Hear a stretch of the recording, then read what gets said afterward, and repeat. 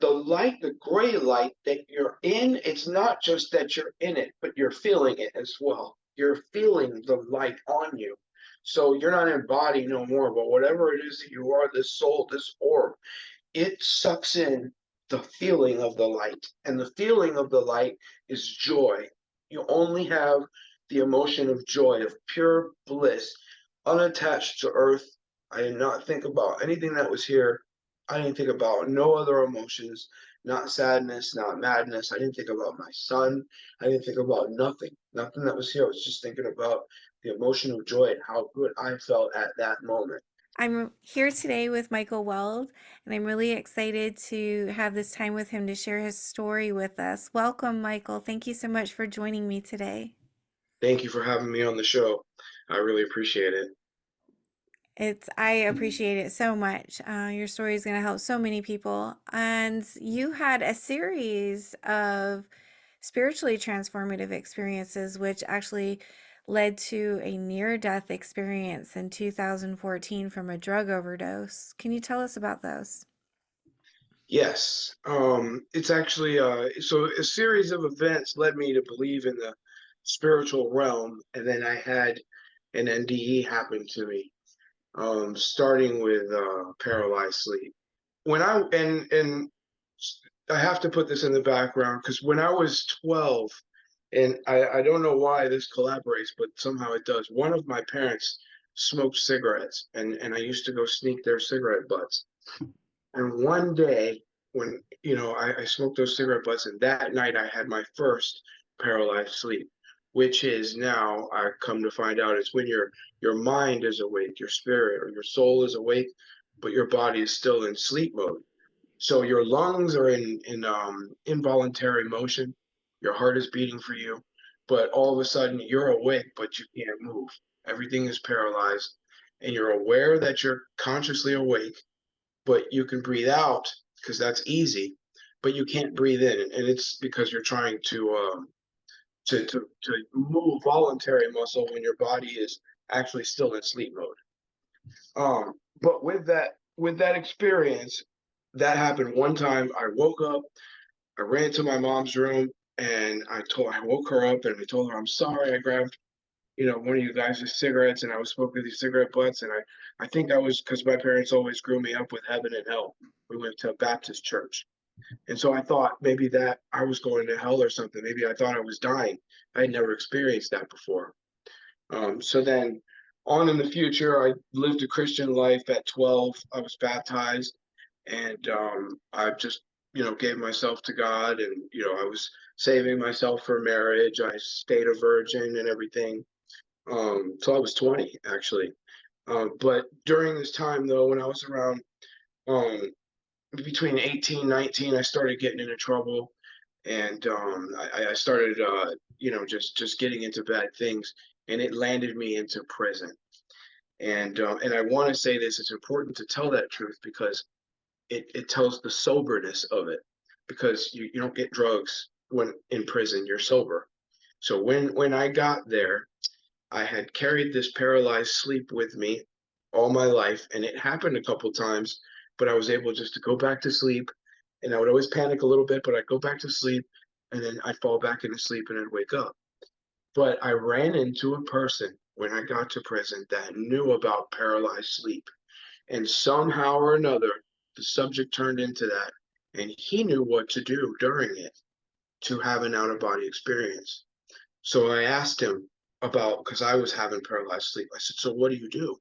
What's going on?" And he goes, "Well, you can get out of your body by this. When you're having paralyzed sleep, calm down, let your body breathe for you." He's the one who taught me this. Let your body breathe for you, and you just picture yourself rocking back and forth like that, and eventually you will pop out of your body. So one night in there, I had the paralyzed sleep, and I thought about what he said, and now he wasn't there. This was about a year later. I was already settled in a permanent camp. I had 4 years to do. I was settled in a permanent camp already, and I was somewhere different completely, away from this guy. But I remembered because paralyzed sleep didn't come at those times; it came later. And when it finally came, I remember what he said, and I stayed calm. I let my body breathe for me because I understood I'm in involuntary mode right now. I rocked back and forth. On the third time, I just went, and when I sat up, I could see, but I knew I wasn't in my body. I sat up and I could feel myself up, sitting up, but I knew I wasn't in body, and I just kept looking left to right. I remember doing this motion. I turned around like that, and I saw myself lying there, facing to the right like this, just asleep, facing to the right like that. And then I saw my bunk, because I was in an open bay dorm. My bunkmate was to the right of me. I saw him lying there, facing this way, asleep. And then so I started facing forward, and then when I faced forward, I kind of started drifting. I I drifted. I no longer have control. I drifted from sitting up forward like this, and I felt like my arms were splayed out, but they were not. I didn't have arms, but I want to feel like the sensation was feeling like this. And I started drifting to the right and into the tile. And when I started drifting into tile, remember I told you that I went to church all my life. My parents raised me, heaven and hell. Heaven's this way, hell's this way. So when I slid off that bed and I was like halfway into the tile and I was chest deep, I was like, oh my gosh, I'm going to hell. I can't stop myself from going down. I'm going to hell. So I remembered one thing that guy told me. He said, if you feel like you need to get back in your body, just pretend to yourself, just like you pretend you rock back and forth, like you're shaking all over, like convulsing. So I remembered that. So I did that. I started pretending like I was shaking, like by thought. And then I was just like back in my body, and I sat up. And the way these bunks were is it was a bed. I was laying on the bed, and then there's a locker on the end of the bed for the guy up on top of you. So I was boom, I just slammed my body. I sat up, and I went bam, and I hit my head. I woke up the whole dorm, and I remember hitting my head on the locker, and then everybody went back to sleep, whatever. And I sat there, and I was scared to go back to sleep after what I had seen, because at that point I thought, heaven is up and hell is down, but I couldn't control it no more. And then I started pondering the situation, and I realized that later on, I realized that I lost control.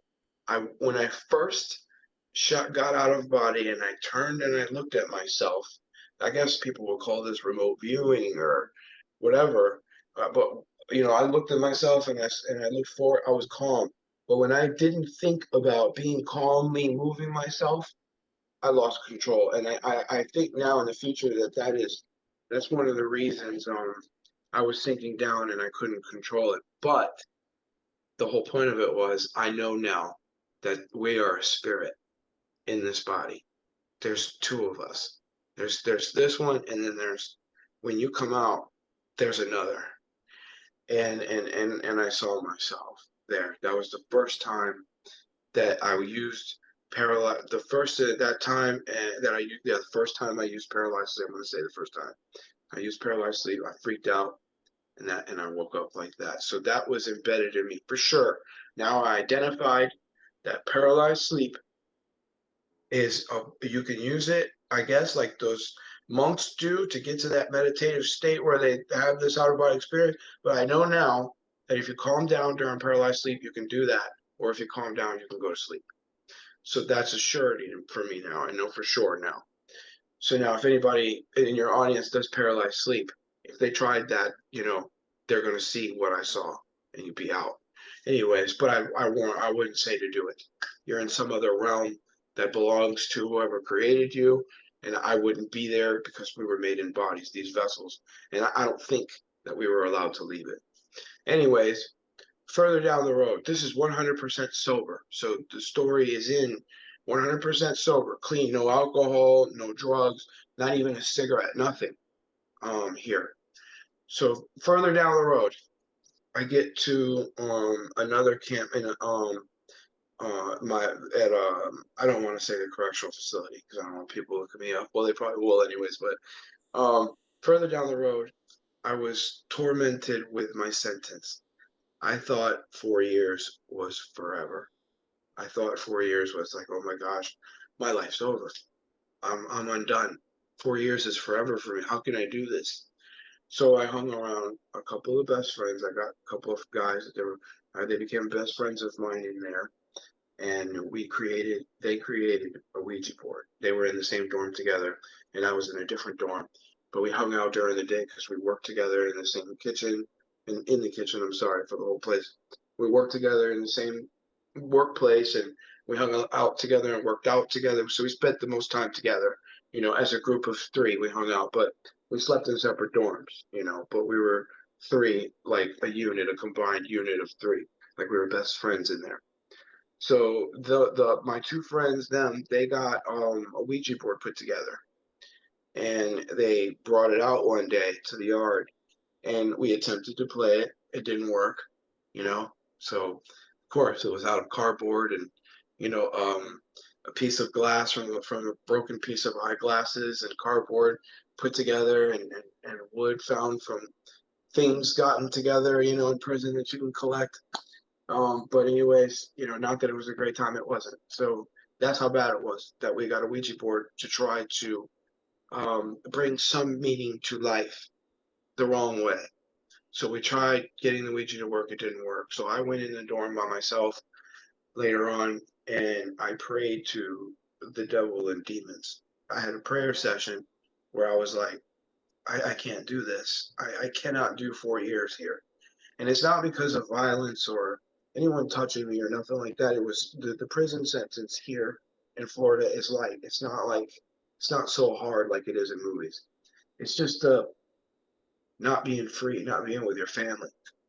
And so I prayed to the devil, and I prayed to demons to take over my body. And I really, really put it in. I really prayed for them to take over me and just do what they wanted. And that I didn't want to be here, and they could take over and use my body for whatever reason, you know.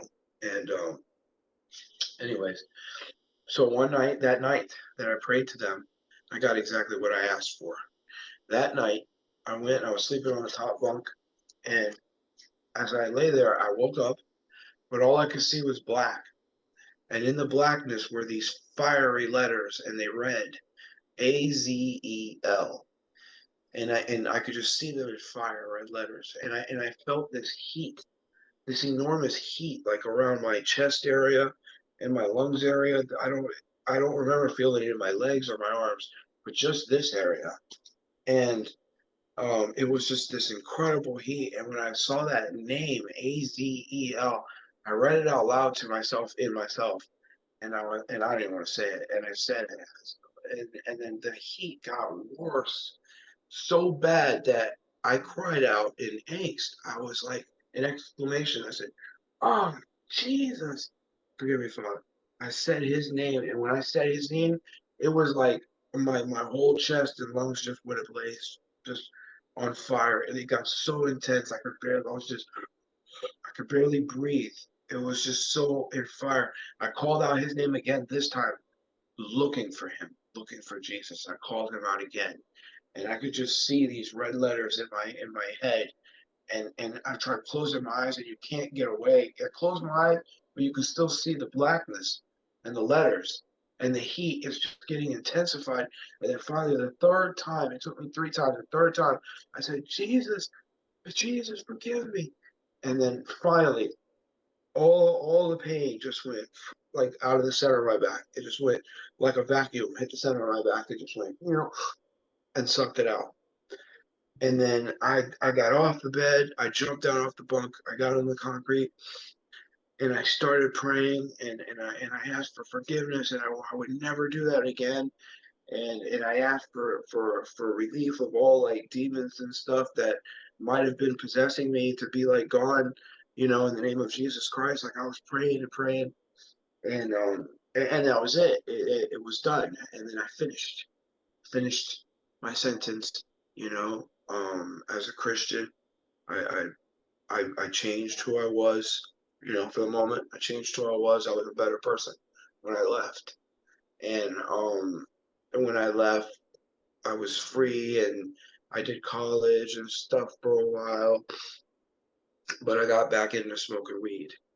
and I was smoking weed, and I did everything. I was smoking weed, I was snorting coke, I was doing pills. I had dabbed everything. I was tripping on acid. I tripped on acid one time, and if I saw this bubble around me, and the bubble that I saw, and this is not my NDE. I'm getting there.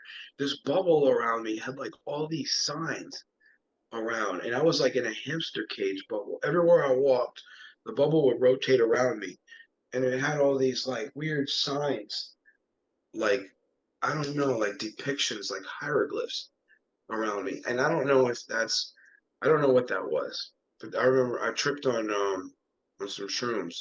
I had taken three mushrooms, and I tripped really, really hard.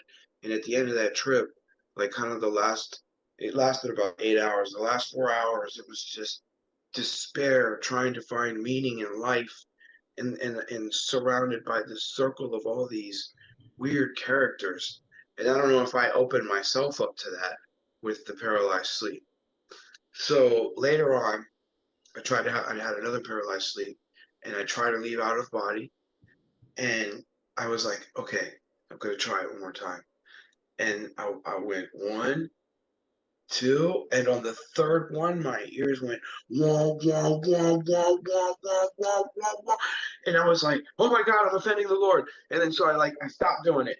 I got myself back in my like right when I was. You can feel the point when you're going to leave. Your ears like this loud noise comes before you're gonna escape this plane onto the other plane. You can hear it, and but this time the noise scared the crap out of me. I thought, oh my God, I'm offending the Lord. It immediately hit me that way. So I was like, I can't do this. So I stopped. And then I'm never ever gonna do that again. But that's what happened during my paralysis sleep. Anyways, later I'm doing all these drugs. I kind of narrow it down to smoking weed, but weed is in your system. And if at that point I was a convicted felon, couldn't find a job because of being a convicted felon, and then weed being in your system, if you can't pass a piss test and you're a convicted felon, it's even worse. So I winded up becoming a welder and a mechanic, and I got a job doing that, but I could not risk smoking weed and losing the job. So I smoked something that they came out with called spice.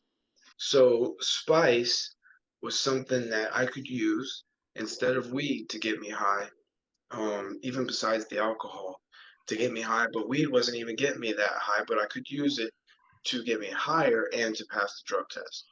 So spice, which is basically like a leafy green, almost like marijuana, but it's not marijuana. They almost like even like oregano.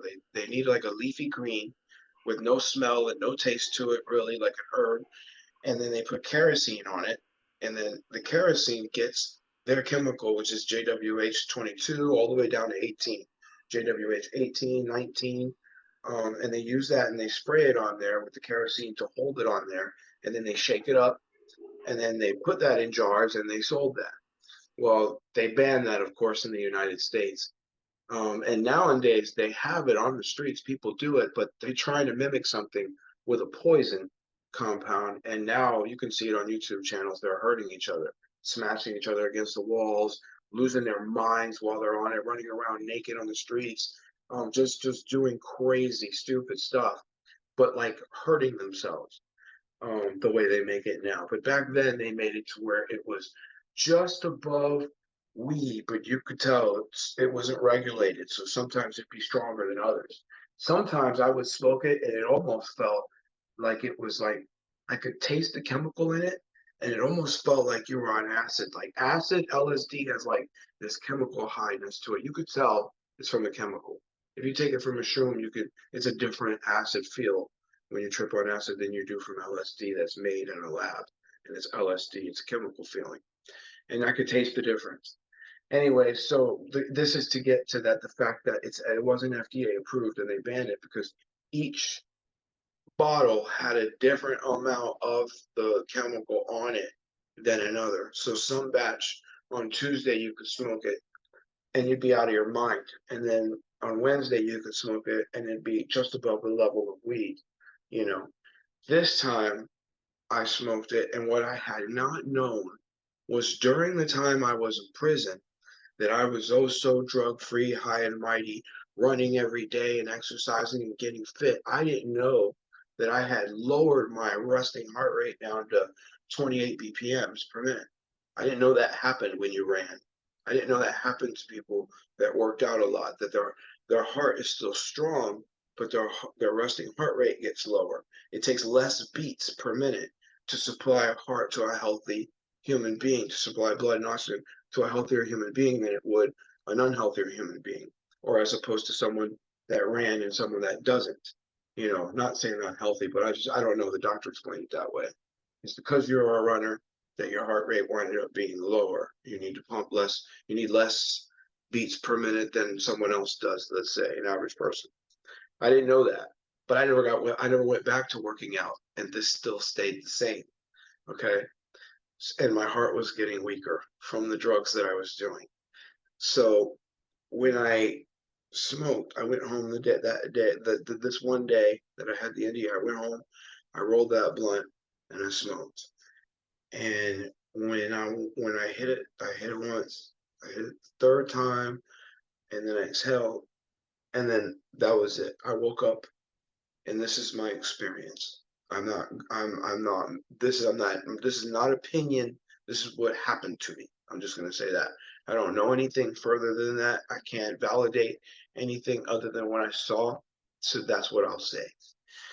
I hit that thing on the third time. And then I woke up in this light area, this gray light, whitish, grayish light area. And it was like all of it was that color. And I saw tons of these orbs in front of me, just all these little orbs of, and I want to say the only color that I could think is comes close to it because it's no solid color, I would say is opal. Because every time you move an opal, it turns a different color.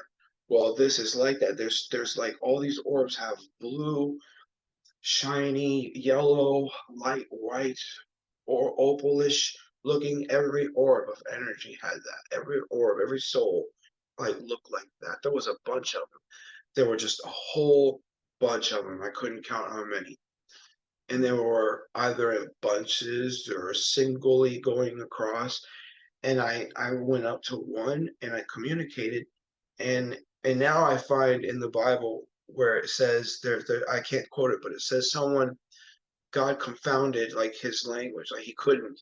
He went somewhere and God told him a vision and he didn't believe it or whatever, and then God confounded his language so that no one could understand what he was saying, and he sent him off to the desert, something like that. Now I understand what that means. When I was communicating with the orb, it's gibberish. I can't now tell you what I said or what it said to me, except for one word. So while all these orbs are, I know I'm one of those orbs. I could just tell that I'm one, but I don't know. I didn't look at myself. I could just feel it.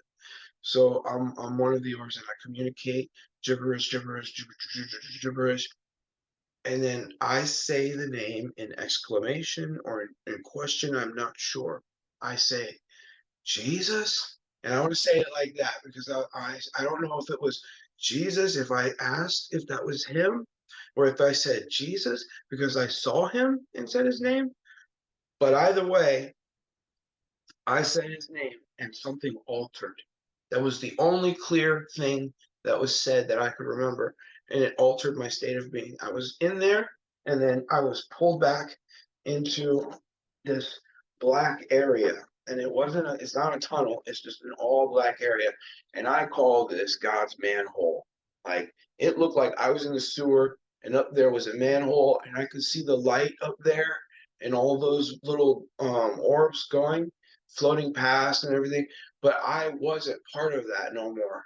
I was floating about 15 to 12 feet below it. I saw in front of me for 1 second just all this blackness, and then I didn't want to look for it no more. I looked up, and I could see that hole, I could see that light, but it didn't shine any rays through. There was nothing. I wasn't. When I was in it, I forgot to mention, when I was in it, while connecting with this thing, before I connected with this, whatever Jesus connected me with, the light, the gray light that you're in, it's not just that you're in it, but you're feeling it as well. You're feeling the light on you.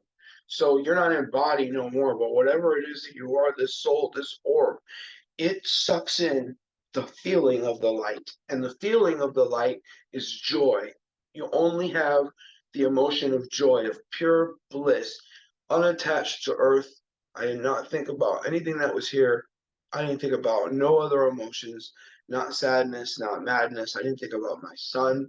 I didn't think about nothing, nothing that was here. I was just thinking about the emotion of joy and how good I felt at that moment.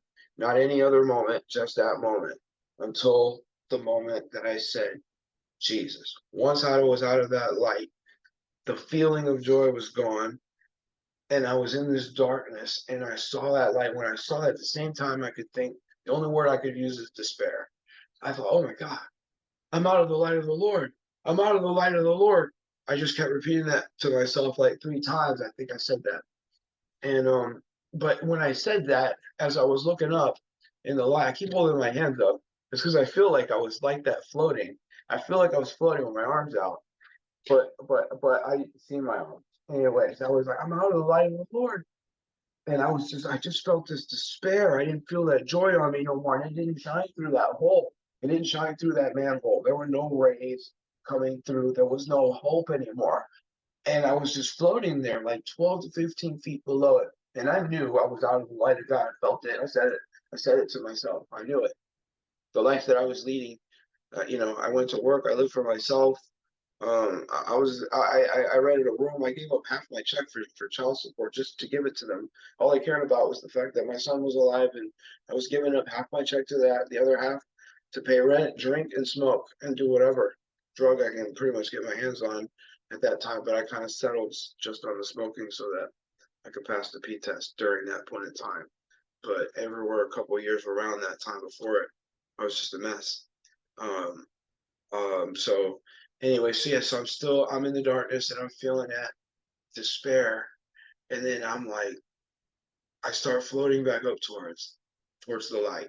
And I'm like, oh my gosh, my punishment is over. And that's what I thought in my head. I thought, and I never wanted to share the story because I put it on YouTube once before and I got like bad feedback. Oh, that's not how it works. And blah, blah, blah. But that's what I saw. And I started floating back up towards the light. And I felt like I wasn't being punished no more. Like I must have said his name in vain or something because I felt like my punishment was over. That's what I felt like. I was like, oh my gosh, my punishment's over. I'm going back up. As I got up, I almost felt a sense of hope that I was going to be back in there. But just as I reached the light, I got up, and I got up and I sat up my human form on the front porch of the house that I was the room that I was renting at this house, and I was completely aware of what happened. I was awake, like I didn't just wake up from a dream. I just sat up and I was aware that I had gotten back in my body. That instead of going to heaven again, he put me back in my body. But I knew that what altered was the name Jesus. So when I got up, I looked for that joint, for that blunt, and I found it on the floor a few feet from me on the floor. And I bent over and picked it up. It was cold. I looked down at my shorts and I had a hole in my uniform shorts. It burned a hole through my shorts and it burned a hole through my boxers and it burned a hole in my leg. And I didn't get up from that. When I've done drugs before and passed out and have smoked weed, tons of everything. And when when when you burn yourself, when it's burning through the cotton and it's burning through your shorts and it's simmering, burn, you feel that. You wake up, it gets you up. This thing was out cold on the floor. This was done, over with, healed. I mean, that didn't get me up. I got up from being let back in my body. I was in a voided space. That's what I felt like. And so that is what happened to me. And that proved to me that there is from the second experience proved to me that for sure we can feel pain out of this body, and it's not a dream. I have dreamed before and I've had nightmares, but it never burned me physically. I never felt physical pain before like I did when I asked, and that Azel thing went to take over my body. I never felt a burning sensation in dreams, only in there. And I was in prison and I was sober, 100% sober. And it was all in this region right here, just in my back and chest region. And so that definitely got me to believe that there's a heaven and there's a hell and there's a demonic realm that most certainly can give you, or if God puts you there, most certainly you can end in torture, because there's a heat that you can feel without burning up, without physically burning, but without being in a dream. So if that exists, to me, if that exists, if there I'm able to feel that, that means to me that there's a hell. There's definitely a feeling of, I don't care what they want to call it, if we're just energy or if it's a feeling of negative energy, whatever. To me, it felt like the punishment that's in the Bible. To me, it felt like hell, like the heat punishment, not like anything else. And that after the NDE, that realized for me that everything, and then everything in there, as far as in the Bible, as far as the spiritual torture part, is correct. And even if you don't want to take it literally, like demons, like that with faces or whatever, the part about the burning part is 100% true. The part about the spirit hurting, I felt it to be true. And then I've also learned reading the Bible that it's like it's a manual for how to be spiritual. Because like I used to love gold. At one point, I was real vain. After I got out of prison, I was very fit and had a lot of vanity. And I was like, oh man, I used to be like, I want to be covered in gold. And I used to just walk around with my shirt open, much like how you see bodybuilders these days, when they wear the tank tops and they show their whole sides of their muscles, because of the wings and everything. It's to show, because they're proud of themselves. I won't take that away from them. I was proud of myself, but very vain. And at one point, I loved gold. I was like, oh my God, I want to be covered in gold. I want to be in so much gold that I want people to ask me, how does he go to the bathroom in all that gold? I watched a movie when I was younger, and they said that line. I was like, that's what I want to be like. I told my wife one day, I said, I want to have that much gold. And but then I realized one day I was reading my Bible. I got back into my faith. I stopped. I made sure I never used the paralyzed sleep. I got back into reading my Bible and back into my faith. And I realized that when I remembered what I said. I said, I want to have that much gold that I wanted people to ask, how do you go to the bathroom with all that gold? And then I saw this thing pop up, this history thing pop up, where they did an unburial, an archaeology report, and they uncovered this burial where the guy, the mummy or whatever, the body, the skeleton was covered in all this gold, like the gold head plate, neck plate, chest plate, gold rib plates. It looked like covered in gold. And as I was reading my Bible, I saw that, and I thought to myself, oh my gosh, what became of the body? It's gone. And all that gold that's laying there in the dirt that we discovered, it's useless. It was useless. It could have been divvied out to people that were poor to go get themselves a little piece of property or land or food using pieces or chunks of that gold. And I thought to myself, how vain I to think that I deserve to have all the gold to cover myself up that I could. Why should I go to the bathroom? How vain is that? And then I started thinking about all the commandments. And I thought about, oh my gosh, it's all breaking love. If I did that, I break my own love to myself. I want gold so much that I'm willing to do whatever for it. And I want to be covered in it, something that's completely useless to me once I'm gone. The only thing that's useful to me is the words that's in that Bible that gives me comfort. So when I'm out of this body, when I'm Casper the ghost or whatever, I don't go insane. I find peace. I found that the Bible is the place where you find how to have peace when you leave this body. And when you have an out of body, you don't have that if you were to slip away during your out of body, or if God were to take you or take me before I found my peace, before I finished the Bible and found as much of the manual as I could to teach me how to live out of this body, you know, I would go insane. And if you go insane, what happens when you go insane? There's weeping and gnashing of teeth. You would cry, you gnash your teeth. If you leave this body and you're a ghost and you can't touch anything, you can't smoke anything, you can't do anything, there's nothing to help you. There's no one around because you're dead. There's nothing you have. You have nothing. All you have is to hopefully have some peace. And I realize that you get that peace, that rest through God. That's where you find that. That's where you find that movement. That when you're in your soul, if you don't have that peace, you have that insanity. You have that weeping and gnashing of teeth. You have that heat place, that hell. What other torment could you have than to live in eternity without peace? And the Bible and Jesus is trying to give us that. I see now. I see that every other religion has Jesus in it, but Jesus is the only religion that only has Jesus in it. It's the only one. And I see that in the Bible, it points that his way was the way to be reasonable with people and to be peaceful with people. And then if you die in that way, peaceful with everything and peaceful, just peaceful, of course you'll be in peace when you leave this place. That's the way I see it now. How else could it be?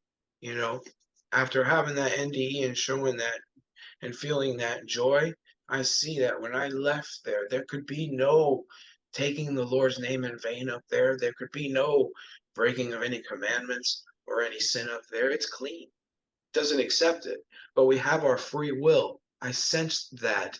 I used my free will, took the Lord's name in vain, and was punished for it for a brief moment. But instead of being back up in heaven, I came back down here and to continue learning the lesson on how to live as a soul. That's pretty much how I see it now, you know. But I only see now that Jesus is that way to live as that peaceful soul, because he's the only one that I see, and the only teachings that I see that provide only peace, where it's reasonable to everyone, where it's good to reproach. It's good for reproach for every single human being here. Even if the Catholics took away parts of the Bible, or they say they want to say, oh, this part of it's a lie, or that part of it was taken out or rearranged, there's enough of it in there to find inner peace, even if half of it's missing. There's enough of it in there. Those words are true. They ring true to me. When I read the Bible, and I listen to it a lot when I'm at work, I know it tells me that the Lord says, I will put myself in their minds and in their hearts. So when I read that and I read about Jesus and that peace, somehow it clicks with me. Somehow it resonates with me. It rings true. Like, as if, like it says, when we go up, we're going to meet him in the clouds. To me, it rings true. Like, like half of my mind sees it and the other half meets him there with it. It is that, this is what it is. To be an atheist is to think that there's nothing, but after all I've seen, there's no way that I can think there's nothing. And at the same time, I don't like, some people want to end it all, but there's no end at all. Even if you take your life, you're going somewhere. There's something after this. Even if you're suicide, God forbid anybody has suicide, but there's something after this. And I don't know what, I don't know. I can't judge. You can't judge anybody. The Lord finds peace for everyone who looks for it. You know. I found mine in the Bible, and the experiences that I've had with that heat and the out of body is for sure to me there's a spirit, and then for sure to me that there's a heavenly realm and there's a hot one. You know, there's a hot place. First, I want to say, Michael, thank you for sharing your story. It was amazing. A lot of profound experiences, not just your near death, but all of the out of bodies before as well. And I also want to say that I'm sorry when you shared your story that you received anything less than the full support that you deserve, because it takes a lot to share your story. And I think you'll find that my audience is going to be fully supportive of you. Um, Really appreciate you having me. we're an open-minded group here, and we love each other. So I think Yes, ma'am. you're going to be pleasantly surprised.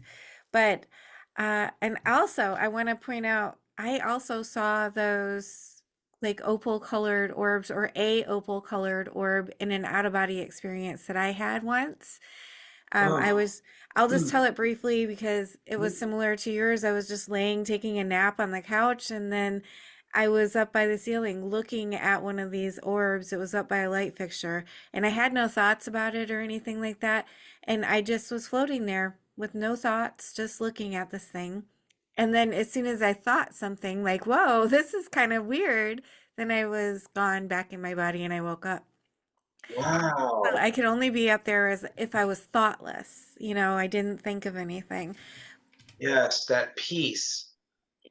Exactly. Yes, exactly. So I think that's really cool that you saw those too. And I think there's quite a few out of body and near death experiencers that do see those orbs. So there's something to that. Find it very interesting. I do. I watch all your NDEs. I do keep up with them, and I watch them, to see the differences, and who says what. But yeah, the orbs are. That's what I saw. So how has this changed your perception of death, if at all? That there's no death. My perception now of death is that there isn't any. We'll leave this place, and it won't matter. It might hurt for a brief second. However we go, it'll hurt. I always thought this, that maybe I might go by a heart attack or by whatever. However way I might go. I always have the fear of the quick second that it might happen, but not the fear of what's afterwards. I feel fulfilled, in knowing that there's another existence out there. Are you afraid of death at all? No, not at all. No. I find now that I know that there's another existence and I want it to be a positive one. So I follow that road. I stick to that, trying to be as positive as I can and trying to be in the blue per se, you know, um, trying to run away from sin because I see now sin as breaking love. Really, if you break every one of those rules, they're rules, really. Rules of not breaking love, not laws. If you follow the rules in the Bible, you just consequently follow all the laws of earth of how to live and be as a human being. But if you break those laws, you break love connection. You break that connection. We're all brothers and sisters. We come from the same place. We are all brothers and sisters that come from the same place. I love that.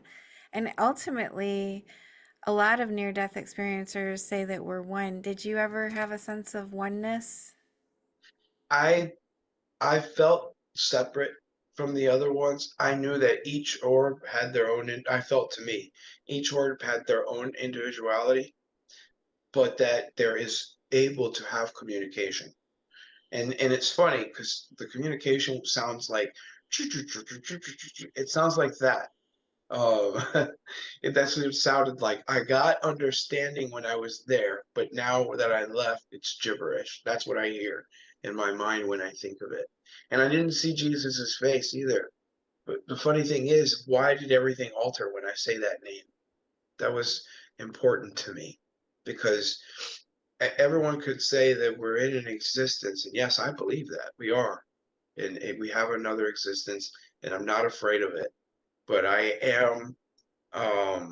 do know though that there's two ways to exist in that existence. Whether and one can be negative and one can be positive. So I try to use the Bible as a manual here so that when I leave, I'll be in that positive. But I don't have no fear of dying because I know that we're still alive after here. This is the beginning of some experience that I don't know where it's going to take us, but it's something miraculous and it's good and it's full of joy and bliss and it's there and you keep your individuality. I know who I was. I just only recognized at the time what was going on at that time, at that frame of moment. But I knew who I was though. Was aware. I was aware that I am, but I'm not the I am. I was aware that I am something, but not the I am. During one of your experiences, you described it as realizing there were two of you. There was one down there and then one where you were out of your body. Yeah. Can you describe that a little more? Because um, being the two of you, are you just one and were you looking at a body that wasn't truly you, or do you truly believe there's actually two of us? I felt I knew that body belonged to me. I knew that it belonged to me, and I knew it was a part of me, and I knew that it felt almost like my brother. Like it was that belonged to me. Almost like the love that I felt for it was almost like the love for my brother, but it was my body, but I felt connected to it as I feel connected to my brother. I could have been in and out or out of it. I just like I knew it was my body, but the love that I had for it in my way would have been the same as my brother. Like it was something else. It was a body, it was a vessel. It was me, but it wasn't me.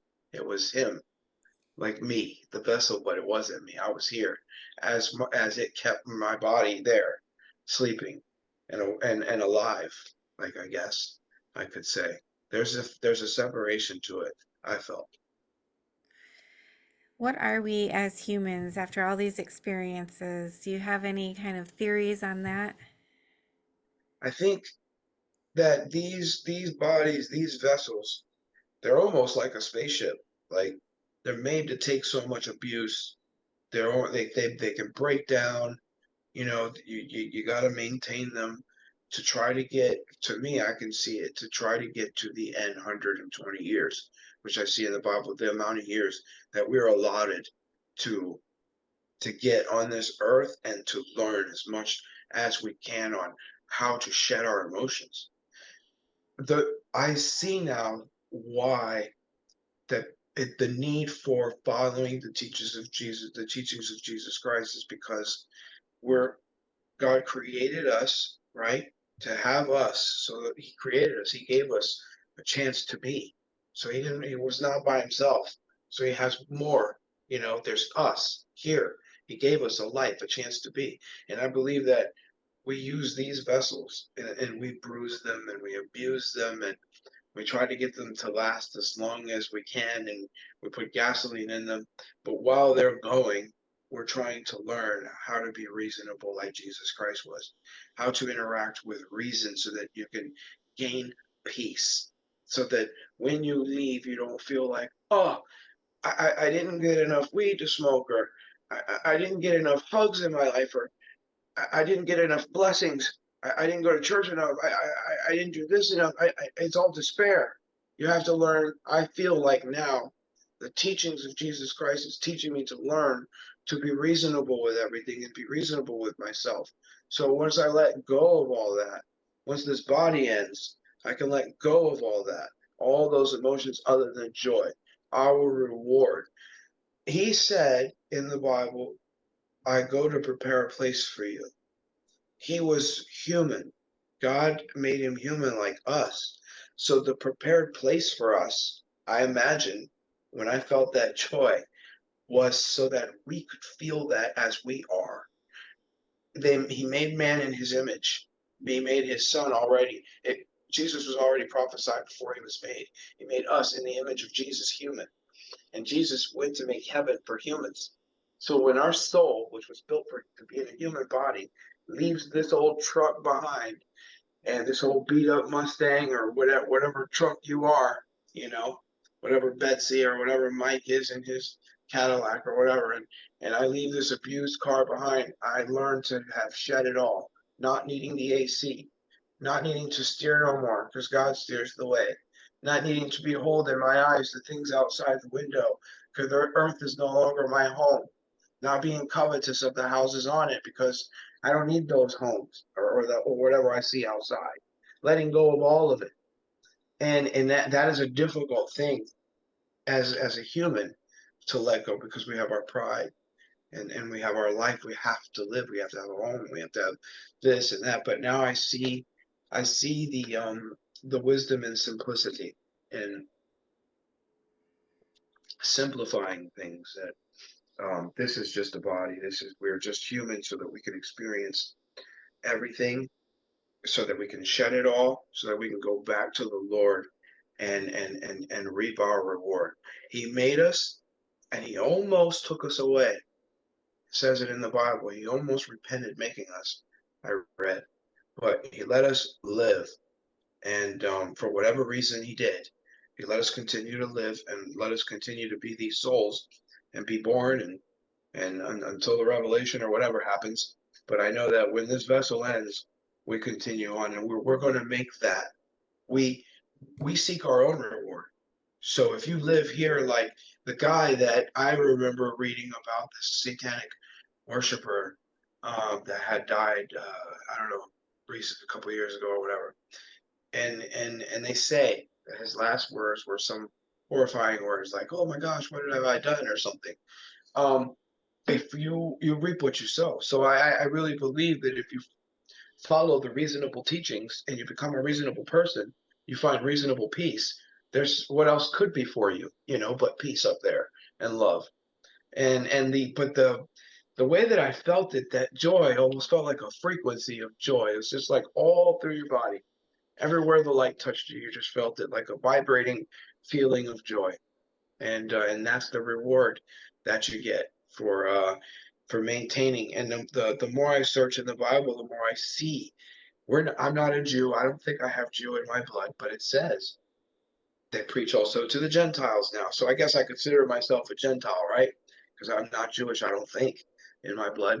And it says for us, it's pretty simple. We don't steal from each other. We don't kill each other. We don't covet some other God, just our creator, our one creator that I believe in. We believe that Jesus resurrected. We believe we respect our parents. Follow a few simple rules, and you stay in the positive. You stay in the blue light, and you go home to heaven in a great place, or you could be evil and maybe be a satanic worshiper or worship evil. That's what I was doing. I brought on the demons my own self, that demon Azel, being in the negative, putting that on myself. I brought in I brought in the devil on me by praying to him, by wanting to be evil, by trying to get away too from my punishment that I committed on earth, but it's over. Well, and I'm so appreciative that you were able to come back to share your experience with us because it does help a lot of Have people. you ever heard that name before? Azel? I think I have. I think I have, but I'm not really well versed on the demons and their names and such. Have you? No, actually, I had done research on it once before, but the name kind of scared me so much I just figured I'd leave it alone. I think I heard the name Azazel once, which is like the longer version, I guess, of it. But I saw that Azel, and that's what, you know, and I'm sorry to turn it biblical, but that's what points me to scripture. It's like the fact that I prayed to a demon or to the devil. And that night, I saw that name and I felt that heat. Why? Why did I feel that? Have you ever had a nightmare where you're just like crying or something? You ever felt pain in a nightmare, physical pain? I don't know if I felt physical pain in a nightmare. Not that I can remember off the top of my head. Yeah, That's why, to me, it makes the experience all the more real. right. Well, Michael, thank you so much for sharing your story. If my viewers wanted to reach out to you, would that be okay if they have questions? Sure, of course.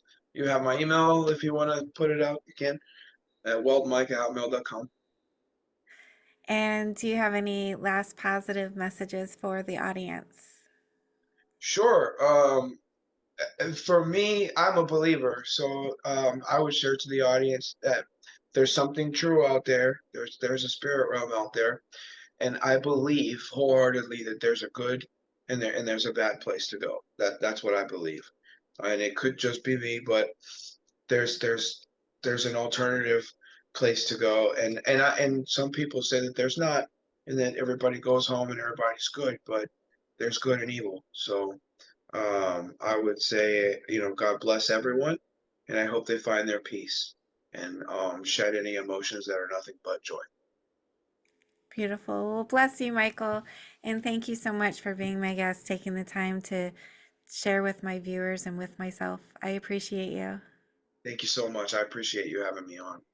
Thank you for being here. I just want to tell you how much I appreciate you being here and supporting my channel. If you haven't already subscribed, please consider subscribing if you enjoy near-death experiences and other spiritually transformative stories.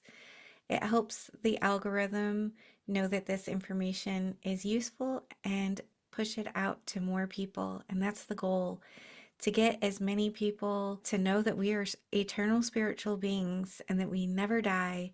Our bodies might die, but our essence will never die. And I want people to live with less fear. Let's all spread the word. Like, comment, subscribe, share, hit that little notification bell so you get all the notifications when my videos post. Thank you for all of your support. I'm sending love to you.